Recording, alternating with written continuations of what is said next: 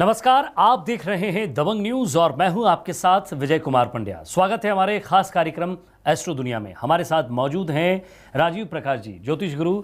राजीव जी, स्वागत है आपका हमारे इस खास कार्यक्रम एस्ट्रो गुरु में। राजीव जी, सबसे पहले आपसे हमारे इस खास कार्यक्रम में आप जानना चाहेंगे कि राजनीतिक भविष्यवाणियां क्या हैं इस सप्ताह, राजनीतिक उथल पुथल क्या रहेगी?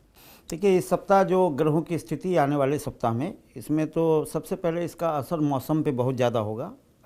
ठंड ऑलरेडी बहुत बढ़ चुकी है और 15 तारीख को सूर्य धनु राशि में प्रवेश करेंगे और 19 तारीख को बुध जो है वो वक्री हो जाएगा। इससे जो है ठंड एकदम बढ़ेगी, पूरे विश्व पे इसका असर होगा। शीतलहरी भी बढ़ेगी, ओले भी पड़ेंगे और जो भूकंप प्रभावित क्षेत्र हैं वहाँ बड़े भूकंप आने की संभावना है। और 19 तारीख को जब बुध वक्री होगा तो वहाँ से आतंकवादी घटनाओं में भी वृद्धि होगी, ये देखने को मिलेगा।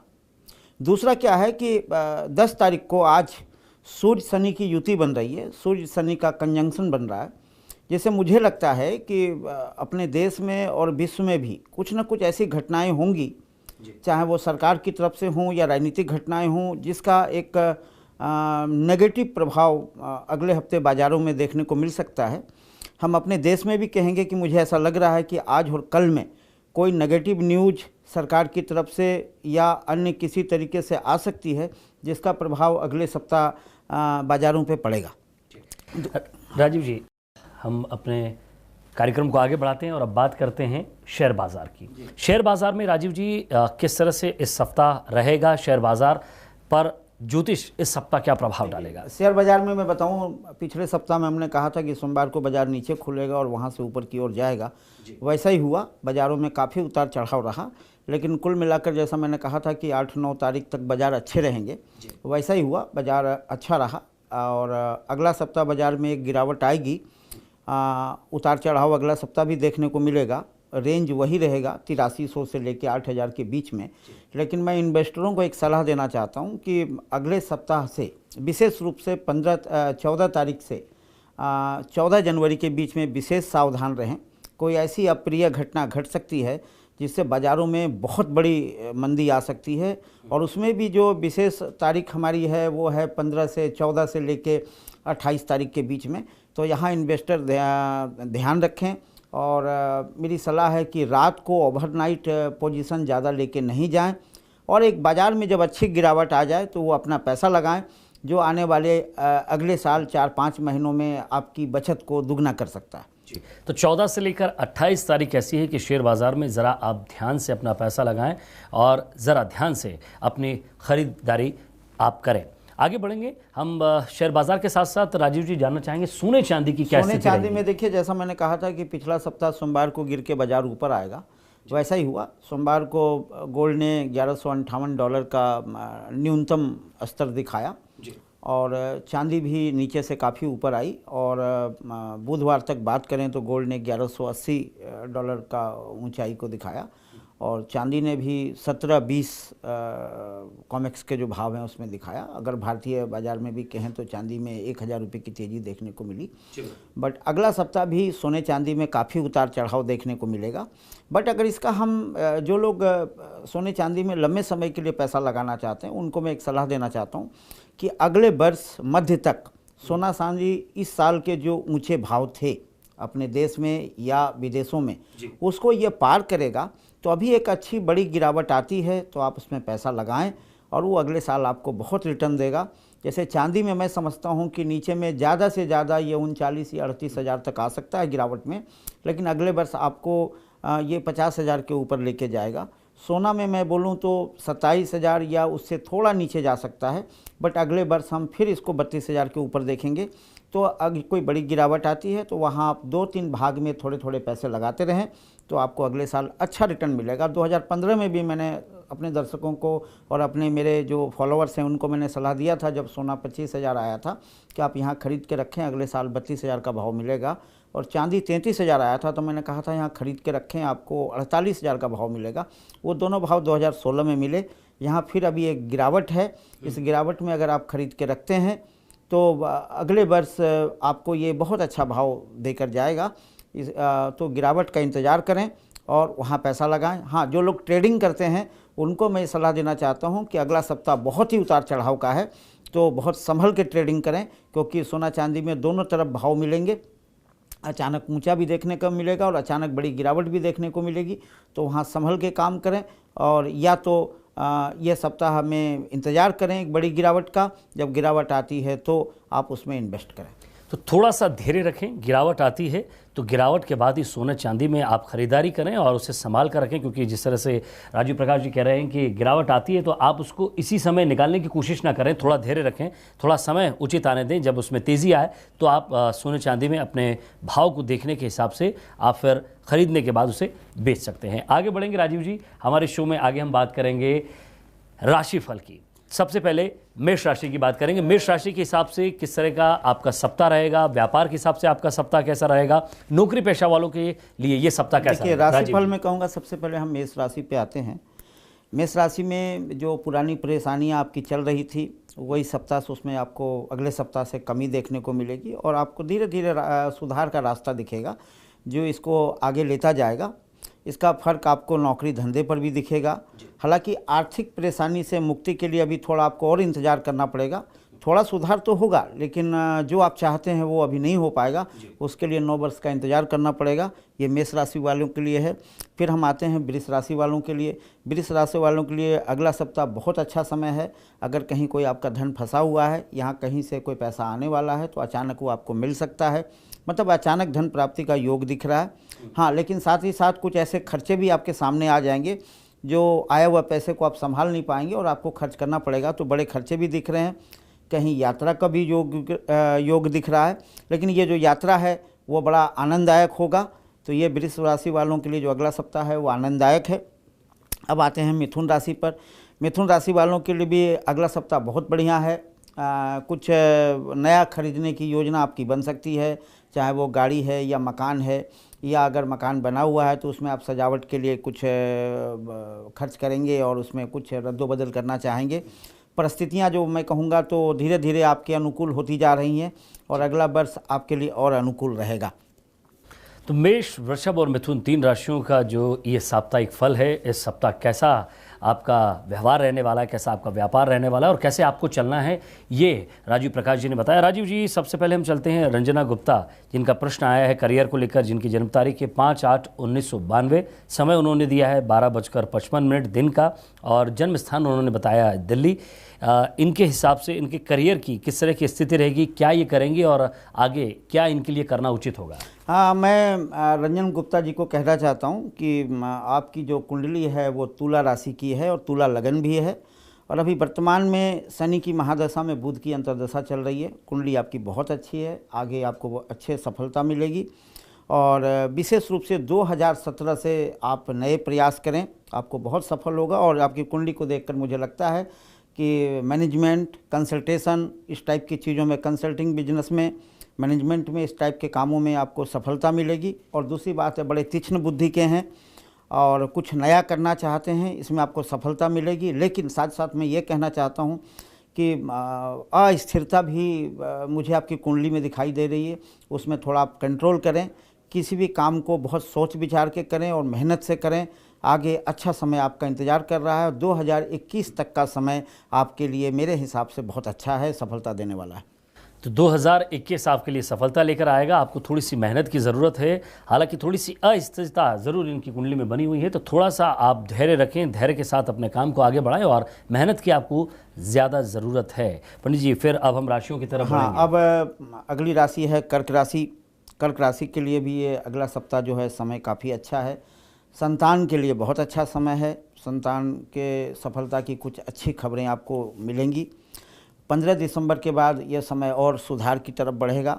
कर्क राशि वालों के लिए मैं कहना चाहता हूं कि कुछ अब नया करने की योजना अगर आप बनाए हुए हैं तो इस समय आप मेहनत करें, आने वाले समय में आपको बहुत अच्छा लाभ मिलेगा। मेहनत की ज़रूरत है आपको भी, कर्क राशि वालों को भी मेहनत की ज़रूरत है। अब मैं आता हूं सिंह राशि पे। सिंह राशि का जो अगला सप्ताह है वो नए आर्थिक लाभ के अवसर लाएगा आपके लिए। कुछ नई योजनाएं आपके सामने लाएगा जिसका आपको भविष्य में जाके अच्छा लाभ मिलेगा।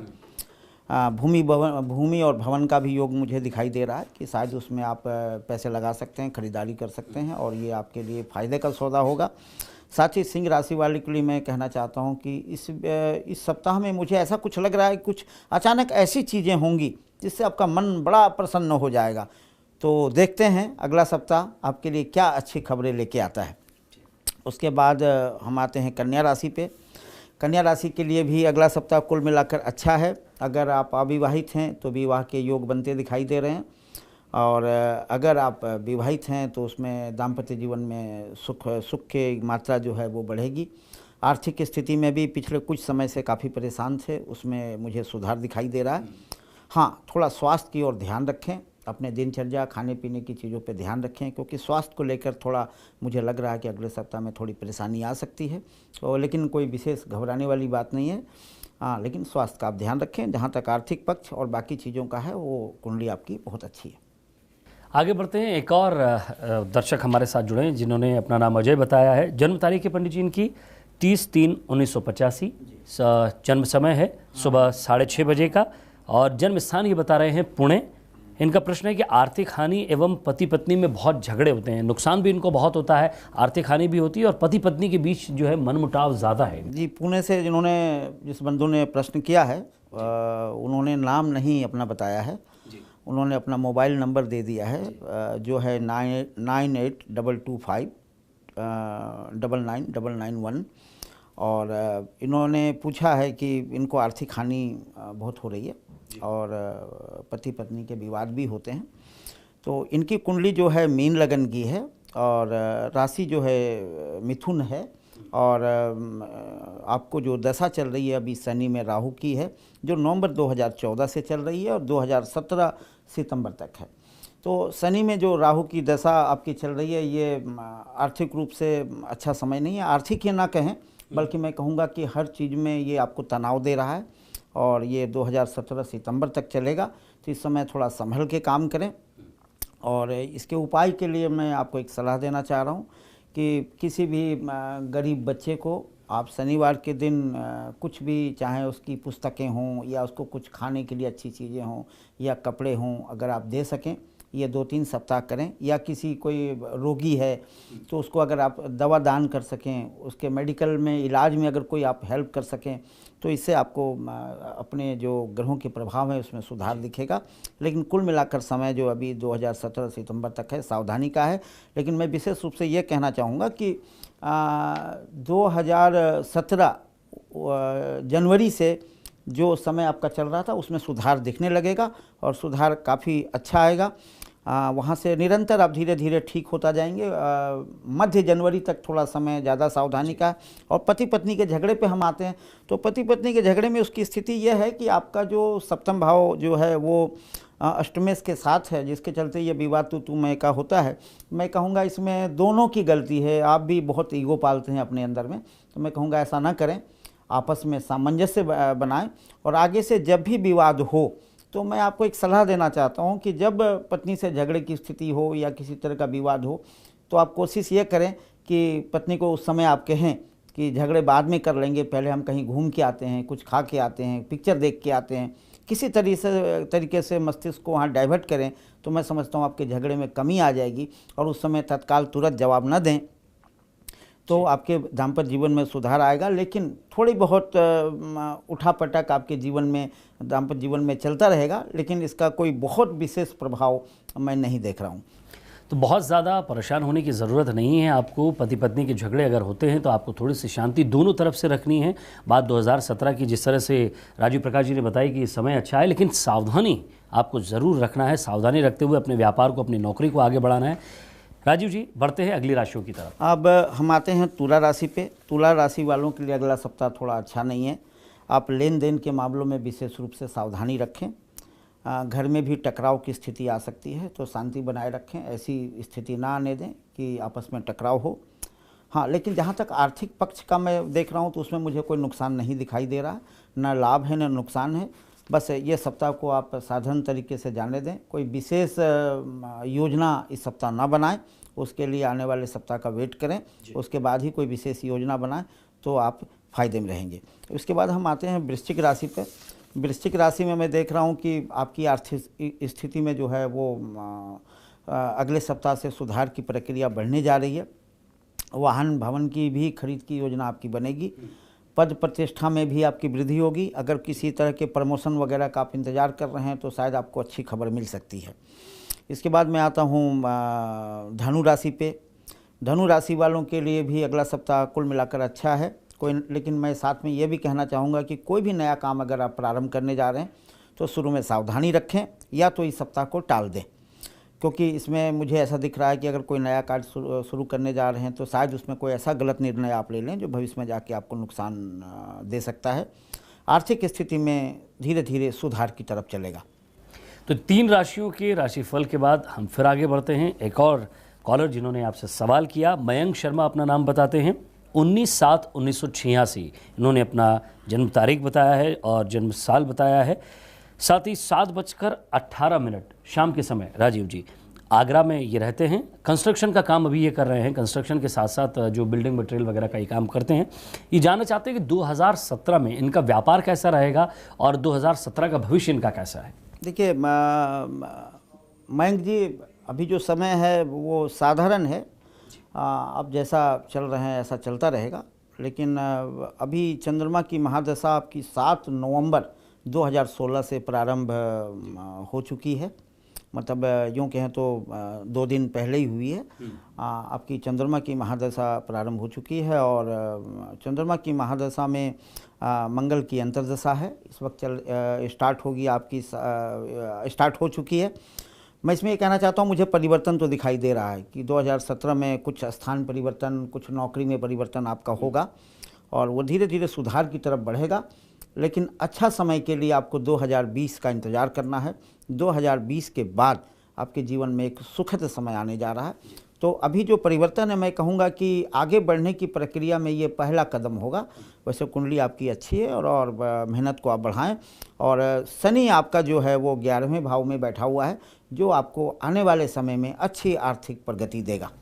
तो अच्छी आर्थिक प्रगति आपको शनि ज़रूर देगा, लेकिन 2018 के बाद आपका जो क्रीम समय है, जो आप बिल्कुल एक एक्यूरेट स्टार टाइम आप चाहते हैं, तो 2018 का आपको इंतज़ार करना होगा। 2017 में किस तरह से आपको काम करना है, किस तरह से आपको अपना व्यापार चलाना है, राजीव प्रकाश जी ने आपको बताया। राजीव जी, आगे बढ़ते हैं, प्रोग्राम को आगे बढ़ाते हैं, बाकी 3 राशियों के बारे में। अब आते हैं हम अगली राशि मकर राशि की तरफ। मकर राशि वालों के लिए बड़ा मज़ेदार समय है। मुझे तो ऐसा लगता है कि वर्ष का अंत इन्हीं के लिए है। पूरी मस्ती ही मस्ती है। घूमने फिरने, अच्छी दावतों का मज़ा लेने का समय है। हाँ, बस थोड़ा ज़्यादा ना खा लें, स्वास्थ्य का ध्यान रखें, क्योंकि स्वास्थ्य के मामले में ये मस्ती कहीं भारी ना पड़ हाँ जाए। भारी ना पड़ जाए। बिल्कुल। हाँ, दूसरा थोड़ा मुझे ऐसा लग रहा है कि गुस्सा आप थोड़ा ज़्यादा कर रहे हैं, तो उसको थोड़ा कंट्रोल करें, वाद विवाद से बचें। और जहाँ तक आर्थिक स्थिति का प्रश्न है तो उसमें निरंतर सुधार की तरफ हैं और वो डे बाय डे आपका बढ़ता जाएगा और अगला वर्ष भी आपके लिए सुखद है। मैं आता हूँ कुंभ राशि के लिए। कुंभ राशि के लिए अगला सप्ताह जो है वो सावधानी का है। शारीरिक कष्ट हो सकते हैं। अगर किसी बीमारी से पहले से पीड़ित हैं तो सावधानी रखें, डॉक्टरों से सलाह लें, दवा का समय पे सेवन करें और साथ ही साथ कोई नई योजना पर भी इस सप्ताह आप काम शुरू कर सकते हैं। तो उस पर आप मेहनत करें और जो नई योजना पे काम शुरू करेंगे उसमें अभी तो आपको लाभ नहीं होगा, लेकिन आने वाले समय में अच्छा लाभ मिलेगा। आर्थिक पक्ष ये सप्ताह थोड़ा कमज़ोर रहेगा और साथ ही साथ दाम्पत्य जीवन में भी इस सप्ताह बिना वजह कलह की स्थिति बनेगी। तो मैं कहूँगा कि वाद विवाद से पत्नी से भी दूर रहें, अच्छा मीठे बात करें ताकि वाद विवाद की स्थिति नहीं आए। और आगे जो है समय अच्छा है, कोई घबराने वाली बात नहीं। जो भी स्थितियाँ आएंगी वो बहुत छोटे रूप में आएंगी, इसलिए घबराने की ज़रूरत नहीं है। अब मैं आता हूँ मीन राशि में। मीन राशि वालों के लिए भी अगला सप्ताह सावधानी बरतने का है। विशेष रूप से कोई अगर किसी तरह के प्रेम संबंध में हैं तो मैं कहूँगा सावधानी बरतें, बदनामी का सामना करना पड़ सकता है। और कोई भी काम बिना सोचे समझे ना करें, उसको सोचकर ही आगे बढ़ें, नहीं तो आपको नुकसान उठाना पड़ सकता है। हाँ, अगर कोई काम पहले से रुका हुआ है तो मुझे ऐसा दिखाई दे रहा है कि उसमें अच्छी खबरें आपको मिल सकती है। आर्थिक पक्ष धीरे धीरे सुधार की तरफ रहेगा। तो आर्थिक पक्ष मीन राशियों वालों का सुधार के पक्ष की तरफ रहेगा, लेकिन थोड़ा सा पारिवारिक कलह हो सकता है। पारिवारिक कलह से आप थोड़ा दूर रहें, मन को शांत रखें और झगड़े को जितने कम में आप निपटा सकें उतने कम में आप निपटाएं और इस साल को और बेहतर बनाएं।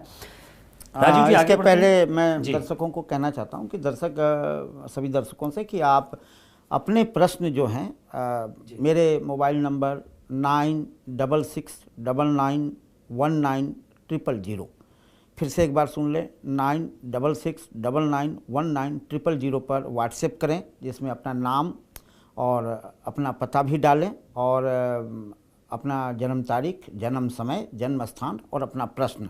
और दर्शकों, इस सप्ताह से हम एक नई चीज़ शुरू करने जा रहे हैं कि हर सप्ताह जो हम जिन लोगों के प्रश्नों के जवाब देंगे उसमें हम रैंडम स्थिति में एक आदमी का नाम का चुनाव करेंगे और उसको हम एक छोटा सा मोमेंटो गिफ्ट अपनी तरफ से देंगे।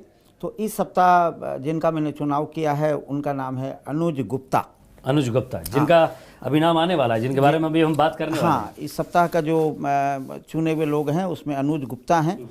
तो अनुज गुप्ता जी, अगर ये प्रोग्राम आप देख रहे हैं तो मैं कहूँगा कि आप अपना एड्रेस जो है हमें भेज दें, क्योंकि उनका एड्रेस मेरे पास नहीं आया है। तो पंडित जी ने जो नंबर दिया है वो नंबर भी हम अपनी स्क्रीन पर फ्लैश करेंगे। आप उस नंबर पर राजीव प्रकाश जी से संपर्क कर सकते हैं। अनुज गुप्ता, इनके बारे में हम बात करें, शो को आगे बढ़ाते हुए इनके बारे में बात करें। दर्शकों को बोल दूं कि व्हाट्सएप में आप अपना एड्रेस भी डालें, क्योंकि हर सप्ताह हम किसी एक व्यक्ति को चुनेंगे और उसको एक गिफ्ट जो है हम अपनी तरफ से उनको भेजेंगे। तो ये हम तभी भेज सकते हैं जब आपका एड्रेस हमारे पास उपलब्ध हो। अब हम अनुज गुप्ता पे आते हैं। जी पंडित जी, अनुज गुप्ता नाम बताया इन्होंने, 31/8/1982 ये अपनी जन्म तारीख बताई है उन्होंने, और 20:40 चंडीगढ़ ये समय है 24 घंटे के हिसाब से। और इनका सवाल ये है कि शेयर बाज़ार में ये काम करते हैं, अक्सर पैसा लगाते हैं, लेकिन उतना लाभ नहीं मिलता जितना इनको मिलना चाहिए। शेयर बाज़ार में इनको नुकसान होता है, कई बार जो है ये गलत जगह पैसा लगाते हैं। तो जिस तरह से आप माहिर हैं, या ये कहें कि सिद्धहस्त हैं शेयर बाज़ार में ज्योतिष के हिसाब से, और जिस तरह से आप ज्योतिष का वर्णन करते हैं शेयर बाज़ार का, तो इनको कोई बेहतर राय आपकी देखिए, तरफ से? मैं कहना ये चाहता हूँ कि जो अनुज गुप्ता जी की कुंडली है वो मीन लगन की है और राशि इनका मकर है। और इस समय इनको गुरु की महादशा में गुरु की अंतर्दशा चल रही है और नौमांश में गुरु नीच का है और राहु इनका चौथे स्थान में मिथुन का है। पहली बात तो मैं ये कहूँगा कि ये पहले भी काफ़ी नुकसान दे चुके हैं शेयर बाज़ार या कमोडिटी बाज़ार में। मैं इनको कहना चाहता हूँ कि सट्टेबाजी से बचें। आपकी कुंडली में सट्टेबाजी का योग नहीं है। आप जो भी करें थोड़े लंबे समय के लिए करें और छोटे छोटे टुकड़े में करें। आप कभी जब भी ये सोच के करेंगे कि अचानक मुझे बड़ा लाभ कमाना है, तब आपकी कुंडली आपको धोखा दे देगी। तो इससे मैं कहूँगा सट्टेबाजी आपको नहीं करना चाहिए। लेकिन जहाँ तक अभी गुरु की अंतर्दशा जो है सितंबर 2016 से प्रारंभ आपकी हो रही है, ये थोड़ी पहले से बेहतर है। पहले अपने राहु की महादशा आपको चली है, जिसमें काफ़ी कष्ट आपको भोगना पड़ा, आर्थिक नुकसान भी उठाना पड़ा। लेकिन सितंबर 2016 से गुरु की महादशा आपके शुरू हो गई है, जो धीरे धीरे सुधार की तरफ ले जाएगी। और विशेष रूप से 30 अक्टूबर 2018 के बाद आपको गुरु में शनि की दशा स्टार्ट होगी, जो आर्थिक पक्ष के लिए बहुत अच्छा है। और जो भी आपके ऊपर कर्ज वगैरह बने हुए हैं, वहाँ मैं समझता हूँ कि उसको आप चुकाने में सक्षम होंगे और आर्थिक बेहतर होगा। लेकिन फिर मैं सलाह देता हूँ कि क्षणिक लाभ में या तुरंत लाभ में, लॉटरी की लाभ में आप इस तरह की कोई सट्टेबाजी ना करें। आप धीरे धीरे एक इन्वेस्टर की तरह चलें तो आपको निश्चित रूप से फ़ायदा होगा। सट्टेबाजी से बचें, क्योंकि आपकी कुंडली में सट्टेबाजी से लाभ कमाने का योग नहीं मुझे दिखाई देता है। और अनुज गुप्ता जी को मैं और साथ में कहना चाहता हूँ कि आपका एड्रेस हमारे पास नहीं है, तो आपको इस बार विनर के रूप में हमने चुना है। तो आप अपना एड्रेस जो है मेरे व्हाट्सएप मोबाइल नंबर पे भेज दें, ताकि इस सप्ताह का जो गिफ्ट है हम आपको भेज सकें।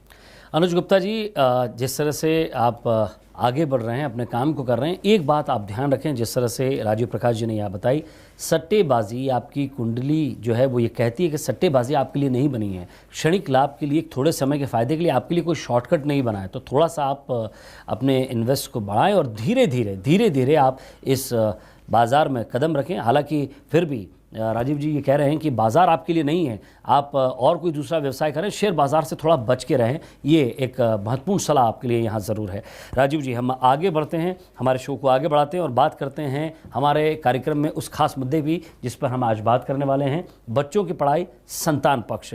अक्सर ये शिकायतें रहती हैं राजीव जी कि बच्चा पढ़ाई नहीं करता या बच्चे का दिमाग उतना नहीं है। हालांकि सभी बच्चे अपने घर पर रहते हैं, माता पिता के अंडर में रहते हैं, सभी ये कहते हैं कि हमारा बच्चा बहुत कैचिंग पावर उसका अच्छा है, लेकिन पता नहीं पढ़ाई नहीं करता या उतना सीख नहीं पाता, दिमाग इसका बहुत चलता है लेकिन गेन नहीं कर पाता, उतना याद नहीं रख पाता, याददाश्त नहीं है। ये तमाम तरह के सवाल जो है माँ बाप के मन में रहते हैं, क्योंकि जिस तरह से पिछले कार्यक्रम में आपने बताया था कि संतान जो है, जो हम भारतीय हैं या जो इंडिया की जो एक सोच है, जो भारत की सोच है, वो एक असेट्स के रूप में मानते हैं बच्चों को हम।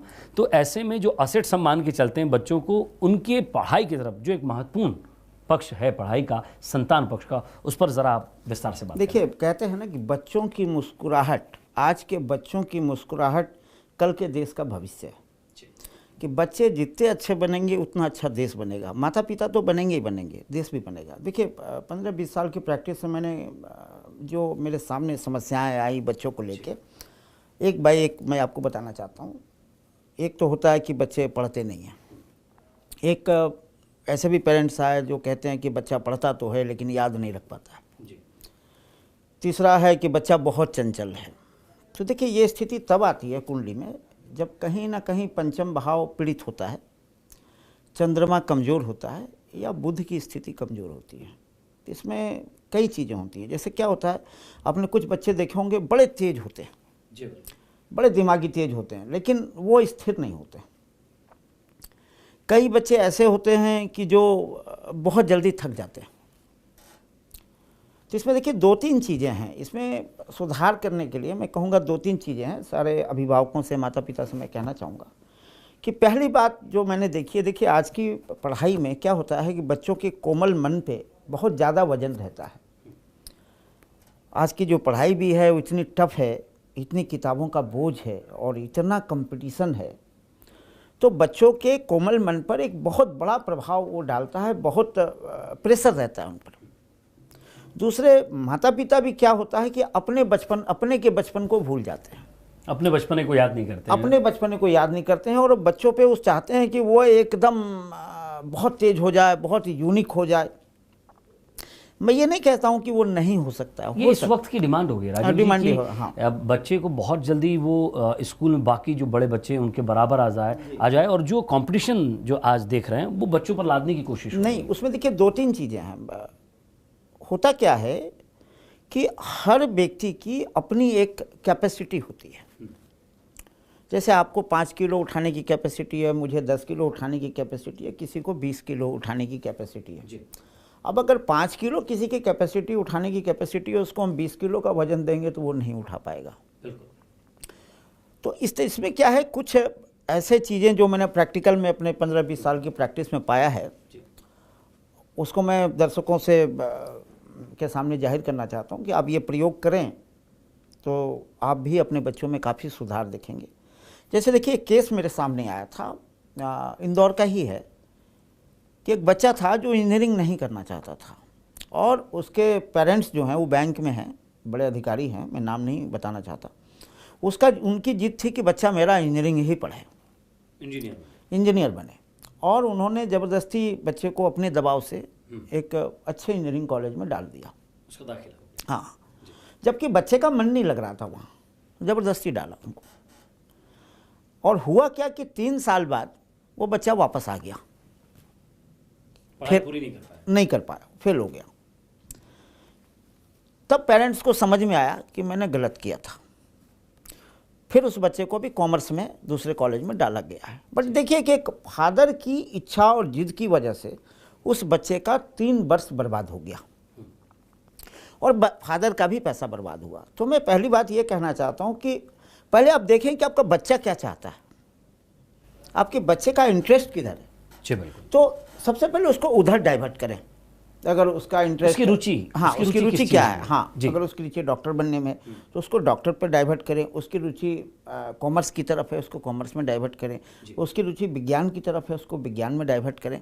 कभी भी अपनी इच्छा नहीं ला दें, क्या होता है, हर पिता जो कुछ अपने जीवन में नहीं कर पाया वो अपनी कमियों को बच्चों में खोजते हैं। अपनी कमियों को बच्चों में ढूंढते हैं और चाहते हैं कि जो मैं नहीं कर पाया वो मेरे बच्चे कर रहे हैं। देखिए, सोच बुरी नहीं है, लेकिन बिना उसको समझे हम अपनी इच्छा उस पर लाद रहे हैं, ये गलत है। पहले तो बच्चों को समझें। दूसरी चीज़ क्या होता है कि आजकल नॉर्मली जो पेरेंट्स कर रहे हैं कि बच्चों को एक अच्छी मोबाइल दे दी, बच्चों को एक गाड़ी दे दी, और बच्चों को देने के लिए समय उनके पास बिल्कुल नहीं है। बच्चा क्या कर रहा है, कहाँ जा रहा है, कॉलेज जा रहा है, आ रहा है, वो उसको ध्यान नहीं रखते।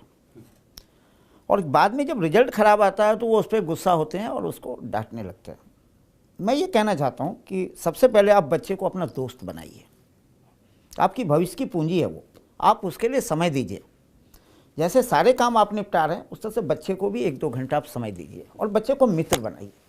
क्योंकि जब बच्चे को आप मित्र बनाएंगे तो उसकी हर कमी को आप जान पाएंगे कि उसकी कमियां क्या क्या हैं, और उन कमियों को उसको आप समझा सकते हैं। लेकिन बच्चों को जब आप डांटेंगे तो क्या होगा, वो आपसे डरेगा और डर के वो बहुत सारी चीज़ें आपसे छिपाएगा। तो जब बहुत सारी चीज़ें छिपाएगा तो उसकी कमियां आपको नहीं मालूम होगा। तो बच्चों पे, ये मैं नहीं कह रहा हूँ कि बच्चों पे कड़ाई करना है, लेकिन बच्चों पर एक निगरानी आपको रखनी है दूर से, और उसके लिए उसको समय भी देना है। दूसरा, बच्चों को दोस्त बनाने का सबसे अच्छा तरीका है कि बच्चों को कुछ ना कुछ सरप्राइज दीजिए, छोटे छोटे गिफ्ट या छोटी चीज़ें। जब फुर्सत है आप उसको अपने साथ घुमाने ले जाइए, उससे अच्छी बातें कीजिए, तो बच्चा फिर धीरे धीरे आपके नज़दीक आएगा। एक क्रूर पेरेंट्स मत बनिए जिसको देख के ही बच्चा डर जाता है कि ये तो फादर आ गया। हाँ, कई बार बच्चे जैसे ही सुनते हैं कि मैं इसका एक एग्जाम्पल आपको बताना चाहता हूँ। मेरा खुद का बच्चा एक हॉस्टल में, एक इंजीनियरिंग कॉलेज में पढ़ता है। मैंने अपने बच्चे को दोस्त बना रखा है। वो सप्ताह में 20 बार मेरे से बात करता है मोबाइल पे, शहर से बाहर है। लेकिन मैंने एक चीज़ देखा कि उसके जो और कलीग्स हैं, बच्चे जो हैं उनके साथ हॉस्टल में, वो अपने मम्मी पापा को फ़ोन करने से डरते हैं। तो ये जो दूरियां हैं क्यों है, मतलब वो फादर को फ़ोन करना या बात करना, तो उनके अंदर एक डर हो जाता है कि पापा डांटेंगे, मैं कहाँ हूँ, कैसे। नहीं, ये स्थिति नहीं होनी चाहिए। आप बच्चों को दोस्त बनाइए। जब बच्चों को दोस्त बनाएंगे तो वो आपसे अच्छी चीज़ें भी शेयर करेगा और आपसे अपनी बुरी चीज़ें भी शेयर करेगा, क्योंकि उसको डर नहीं है आपसे। और जब आपकी बुरी चीज़ें वो शेयर करेगा तो उसको बड़े प्यार से आप समझा के उसको मोटिवेट कर सकते हैं कि बेटा ये गलत है, ये नहीं है। जैसे एक एग्जाम्पल मैं आपको देना चाहता हूँ। देखिए, मैंने पहला एपिसोड में भी कहा था कि ज्योतिष में जो ग्रह हैं वो नेगेटिव प्रभाव में ले जाते हैं, लेकिन उसको चेंज करने का जो तरीका है वो पॉजिटिव है। जैसे एक प्रभाव मैं आपको बताता हूँ कि एक फादर है जो मेरा क्लाइंट है, उसको डेली दारू पीने की आदत है, डेली ड्रिंक करता है। अब वो क्या है, बच्चों से छुप के करता है, लेकिन कितने दिन छुपेगा। तो वो जब 2-4 बार बच्चे ने उससे पूछ दिया कि पापा तुम पीते क्या हो, तो वो उसे छुपाने की कोशिश किया, नहीं बेटा ये टॉनिक है, शरीर के लिए फायदेमंद है, इसलिए मैं पीता हूँ। अब वो क्या है, 2-4 बार बच्चे को जब बोला, एक केस मेरे सामने आया था, तो बच्चे ने क्या किया कि जब पापा नहीं था तो वो समझा वो तो टॉनिक है, उसने वो गिलास में डाला और टक से ले लिया। तो देखिए, आप उसे छुपा रहे थे। नहीं, अगर आपको ऐसी कोई आदत है तो बच्चों को बता दें ये गलत चीज़ है। बच्चों को बताएं आप गलत चीज़ है, ये नहीं बोलें उसके सामने झूठ की ये टॉनिक है इसलिए मैं लेता हूँ, गलत चीज़ है। तो उसको उसकी बुराई को बताएं, तभी वो दूर जाएगा। और कोशिश करें कि अगर ऐसी कोई आदत है किसी पेरेंट्स को, तो या तो बच्चे को उसकी बुराई बता दें या ऐसे तरीके से उसको यूज़ करें कि बच्चे को मालूम नहीं पड़े। तीसरी चीज़ क्या होती है कि नॉर्मली बच्चों के लिए मैं एक सलाह देना चाहता हूँ कि एज ए पेरेंट्स आप बच्चों को दीजिए कि अगर आपका बच्चा कमज़ोर है पढ़ने में या सही ढंग से पढ़ नहीं पा रहा, तो ये होता क्यों है, ये होता क्या है, जब चंद्रमा की स्थिति कुंडली में कमज़ोर होती है और बुध कमज़ोर होता है तो बच्चों में चंचलता, अस्थिरता ज़्यादा हो जाती है। तो अस्थिरता होने की वजह से वो पढ़ाई पे पूरा ध्यान नहीं दे पाता है। तो उसके लिए बेस्ट तरीका ये है कि बच्चों से आप बोलें कि एक रूटीन डायरी बनाए पर डे का। उस रूटीन डायरी में वो सुबह कितने बजे सो के उठेगा, कितने बजे वो नाश्ता करेगा, कितने बजे स्कूल जाएगा, कितने बजे उसके घूमने का समय है, खेलने का समय है और पढ़ने का समय है। सबको एक डायरी में वो टाइम वाइज मेंटेन करें, समयवार उसको नोट करें, समयवार टाइम नोट टेबल करें। अपना बना लें। बच्चे से लिखवाइए आप, और रात को सोते वक्त आप उस डायरी को चेक कीजिए कि बच्चे ने कितना टाइम करेक्ट किया है, किस समय में कितना टाइम दिया और हाँ। बाकी के समय में कितना टाइम किल किया उसने। पहला दिन क्या होगा कि वो 90% गलत होगा, आप बच्चे को फिर से समझाइए, फिर अगले दिन का चार्ट बनाइए, उसको पुश कीजिए कि उसको मेंटेन करे। नेक्स्ट डे वो 80% होगा, फिर तीसरे दिन, लेकिन आपको चेक डेली करना है बच्चे के साथ बैठ के। तो ये क्रमवार जब धीरे धीरे आप चलने लगेंगे तो आप देखेंगे 20-25 दिनों में वो क्रमवार डिसिप्लिन में आ रहा है, और जब डिसिप्लिन में आ रहा है तो उसके पढ़ाई में भी सुधार हो जाएगा, क्योंकि हर चीज़ का एक समय नियत हो गया कि भाई 2 घंटा हमको पढ़ना, आधा घंटा खेलना है, और इतना समय स्कूल का है, इतना समय यहाँ का है। तो ये एक आप चीज़ जब करते हैं तो इससे क्या होगा, धीरे धीरे आपके बच्चे में सुधार आने लगेगा, और वो एक रूटीन डायरी में बनता जाएगा, एक डिसिप्लिन में बनता जाएगा। और ऐसे भी विजय जी एक चीज़ मैं कहना चाहता हूँ कि दुनिया में जितने लोग सफल हुए हैं, सफलता के शिखर पे पहुँचे हैं, चाहे वो पढ़े लिखे हों चाहे वो अनपढ़ हों, लेकिन उसमें एक चीज़ जरूर थी, वो सारे लोग अनुशासित थे। क्योंकि डिसिप्लिन का होना बड़ा जरूरी हाँ, है। वो डिसिप्लिन उनके अंदर था। आप किसी की भी जिंदगी को उठा के देख लीजिए उनमें एक डिसिप्लिन था, वो डिसिप्लिन को उन्होंने मेंटेन किया, जब भी वहाँ पे जा पाए। मैं इसके लिए आपको एक उदाहरण देना चाहता हूँ सारे पेरेंट्स को, कि जब मैं यंग था और मीडिया में था, उस समय मुझे किसी एक व्यक्ति का इंटरव्यू लेने का मौका मिला। उस समय मेरी उम्र 20-22 साल की थी। ये बहुत अच्छा, जहाँ से मुझे भी सीख मिली। मुझे 18 मिनट का समय दिया गया था उस व्यक्ति से इंटरव्यू लेने का। वो व्यक्ति थे रूसी मोदी, जो टाटा के हेड थे पहले। 2 मिनट पहले, उस ज़माने में, पुराने ज़माने के थे, कैमरे फ्लैश हुए करते थे और कागज़ कलम से लिखा जाता था। 2 मिनट पहले मुझे उनके पीए ने उनके रूम में डाल दिया। मेरे 8-10 प्रश्न थे, मैं पूछता गया, वो जवाब देते गए। अंतिम प्रश्न मेरा रह गया था, मैंने पूछा कि एक प्रश्न और है, तो उन्होंने कहा कि समय आपका ख़त्म हो चुका है, आपको 18 मिनट दिया गया था, वो ख़त्म हो गया। तो मैंने उनसे फिर से रिक्वेस्ट किया, तो उन्होंने कहा नहीं, ये आपकी गलती है, आपको पहले से मालूम था कि 18 मिनट समय है, तो आपको उस तैयारी से आना चाहिए था। मैं आगे निकल गया, फिर उन्होंने मुझे आवाज़ दी, तो मुझे लगा कि वो मेरे प्रश्न का जवाब देने के लिए बुलाया है।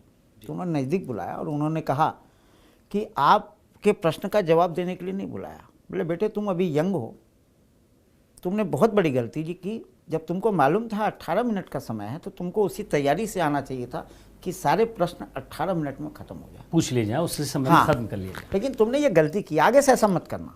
बोले देखो, मेरा अगला जो 15 मिनट है वो ब्रेकफास्ट का है, उन्होंने कहा, लेकिन उसमें से मैं 2 मिनट कम करके तेरे को समझा रहा हूँ कि आगे से ऐसी गलती नहीं करना।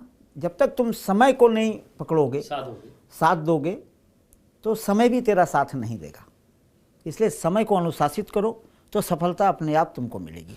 तो आपको समय को साधना है, माता पिता को भी, बच्चों को भी, और एक लाइफ टाइम, यानी कि आपको उस पूरे जीवन क्रम में आपको अपना एक समय क्रम बनाना है कि इस समय उठना है, इस समय पढ़ना है, इस समय खेलना है और इस समय सोना है। ये अगर आप अपना एक स्टैंडर्ड टाइम बनाएंगे तो धीरे धीरे आप देखिए कि आप अपने कार्य में प्रगति पाएंगे। राजीव जी, और कोई फैक्ट? और इसमें दूसरा मैं कुछ उपाय भी बताना चाहता हूँ। एक तो क्या है कि बच्चा जिस रूम में पढ़ता है उसके टेबल पर या उसके आसपास हरी चीज़ें रखिए, जैसे कोई हरे बोतल ग्रीन कलर का कोई टेबल स्टैंड है, या और भी कोई ग्रीन चीज़ें हैं उनके आसपास रखिए। एक हरा या हरे कोई पौधे के पेड़ हैं, छोटे मोटे पौध, उसके आसपास रखिए। तो उससे क्या होना बड़ा ज़रूरी, तो उससे क्या है, उसकी मस्तिष्क को शांति मिलेगी। दूसरा, जो बच्चे थोड़े ज़्यादा कमज़ोर हैं या जिनको याददाश्त कमज़ोर है, उनके पेरेंट्स के लिए मैं एक बहुत अच्छी सलाह देना चाहता हूँ, जो मैंने अपने जीवन में बहुत बार प्रयोग किया है लोगों पे और बहुत सफल रहा, कि हर पूनम को चंद्रोदय से के समय आप दूध की खीर बना लें, दूध और चावल की खीर। हर पूर्णिमा को दूध की खीर की चावल बना लें और उसको छत पे रख दें, ताकि उसमें चंद्रमा की रोशनी जाए उस खीर के अंदर में जी। और करीब 3-4 घंटा चंद्रमा उगने के 3-4 घंटे तक उसको छत पे रहने। तो ये एक महत्वपूर्ण फैक्ट जो बच्चों के लिए बता रहे हैं, एक बार फिर से आप ध्यान लगा के सुने, क्योंकि बच्चों के लिए बहुत महत्वपूर्ण है, जिनके मस्तिष्क कमज़ोर हैं या जो पढ़ाई में उचित अपना प्रतिशत नहीं लाते हैं या वो उतनी सफलता प्राप्त नहीं करते हैं। वो खीर बना के रख लें छत पे, और उस खीर को 3-4 घंटे के बाद नीचे ले आए, और रात को ही बच्चों को खिला दें। ये हर पूनम करें तो मैं समझता हूँ 3-4 पूनम में आपको बच्चों में चेंज मिलने लगेगा। ये बच्चे ही नहीं, जो बड़े भी अस्थिर हैं जी, जिनको मानसिक तनाव ज़्यादा रहता है, वो इसका प्रयोग कर सकते हैं। इसमें कोई खर्चा नहीं है, कोई साइड इफ़ेक्ट नहीं है जी, और 3 महीने में समझता हूँ 3 बार से इसका रिजल्ट आपको दिखने लगेगा। तो ये नियमित रूप से आप करते रहें, बट इसका ध्यान रखें कि उस खीर को सुबह नहीं खाना है, उसको रात को ही खत्म करना है, उसी समय खाना है। तो एक बहुत महत्वपूर्ण फैक्ट राजीव प्रकाश जी ने यहाँ बताया, एक उपाय बताया। हालांकि उन्होंने कहा कि मेहनत तो आपको करनी ही होगी, मेहनत से ही सफलता मिलेगी और आपको एक अपना टाइम टेबल ज़रूर बनाना होगा। लेकिन उसके साथ एक महत्वपूर्ण फैक्ट कि आपको पूर्णिमा के दिन, हर पूर्णिमा के दिन आपको खीर बनानी है और चंद्रोदय से पहले छत पर रखकर, व्यवस्थित जगह उसको रखकर जहाँ चंद्रमा की रोशनी पहुँच सके, थोड़ी देर उसको रखना है और उसके बाद में अपने बच्चे को खिलाना है। या वो व्यक्ति जो याददाश्त उसकी तेज़ नहीं होती, जो बहुत कम याद रख पाते हैं या जिनको पढ़ने में बहुत तकलीफ होती है, उनके लिए बहुत कारगर उपाय है। एस्ट्रो दुनिया में आज हमने बहुत सारी बातें जानी, बाजार की बातें जानी और बहुत सारी बातों पर बात की। एक आखिरी सवाल के साथ हमारे इस प्रोग्राम को हम वाइंड अप करेंगे। हम बताना चाहेंगे अपने दर्शकों को, राजीव जी बताएंगे कि राजीव जी अगले सप्ताह हम किस विषय पर बात करेंगे? अगले सप्ताह हम लोग विशेष रूप से जो पति पत्नी के विवाद होते हैं उसको उसके उपाय क्या हैं और उसको अपने व्यवहार से हम कैसे ख़त्म करें, क्योंकि ये लगभग मैं समझता हूँ कि 60% घरों में ये प्रॉब्लम है कि टकराव की स्थिति रहती है बिना वजह की। तो उसको हम कैसे मधुर बनाएं, तो इस पर हम अगले सप्ताह बात करेंगे। और दर्शकों, मैं फिर आपको याद दिला दूं कि अगले सप्ताह अपने प्रश्नों का जवाब जानने के लिए आप मेरे मोबाइल नंबर 9669991900 पर अपना जन्म तारीख, जन्म समय, जन्म स्थान और अपना प्रश्न भेज दें। साथ ही अपना पता भेजना न भूलें। तो अगले सप्ताह फिर मुलाकात होगी। राजीव प्रकाश जी हमारे साथ होंगे और बात होगी पति पत्नी के झगड़े पर, पति पत्नी के व्यवहार पर और पति पत्नी के कुंडलियों में किस प्रकार से ग्रह बैठते हैं और कैसे उनका भविष्य या उनका जीवन आगे बढ़ना चाहिए, उस पर हम आगे बातचीत करेंगे। राजीव जी, एस्ट्रो दुनिया हमारे इस खास कार्यक्रम में आने के लिए और दर्शकों के सवाल जवाब के साथ साथ ही व्यापार जगत की बात करने के लिए आपका बहुत बहुत शुक्रिया। बहुत बहुत शुक्रिया। नमस्कार।